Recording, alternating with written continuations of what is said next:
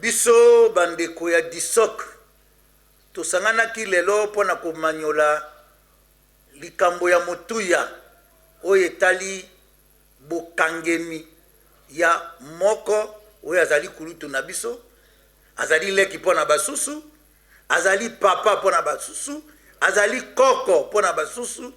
Totangi kulutu François Beya Kasonga.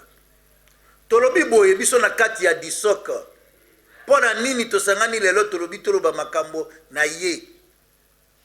Disok tobundaka etumba oyo etali bonsomi oyo na kati ya constitution soki ofungoli otali article 150 alinéa ya liboso ekomami makambo etali ba droit ya moto.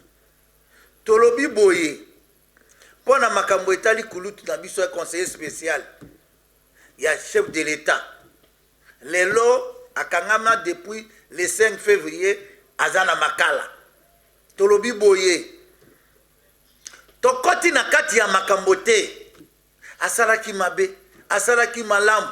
Tolobi na président ya république atala maye kulutu wana asala pona mboko oyo mibu na mibu ndenga atambwisa musala na ye, bongo amanyola yango malamu, ameka kozwa na maye azali na makoki na yango, abimisa ye na boloko.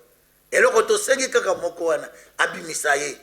Tozali na makambo ebele lelo na mboka na biso, bitumba ezali, makambo ya politike ezali, kulutu wana asengeli kozala na boloko te. Biso disok tosengi na président ya république, tosengi na bayebaso bakoki komi impliqué na dossier. Ezala mama oyo ya biso, mama Marthe ami impliqué pe na yango. Biso banso to mi impliqué. Awanga na lobby bao pe bazali pembeni ya président, bao bayebi kulutu na biso ndenge tobunda, ndenge tovanda na ye banda papa Etienne Tshisekedi azalaki. Lelo totala bolamu oyo pe ya okai kosala yango.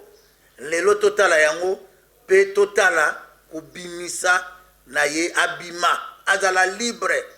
Eloko tosengi na président ya république, biso bandeko ya disok abimisa kulutu François Beya Kasonga. Tokoti na kati ya dossier te, tosengi obe na ndenge zarubi abimisa ye. Voilà eloko tokutanaki lelo pona disok pona kuluba mokolo mwa lelo yango wana. Topesi bino merci mingi.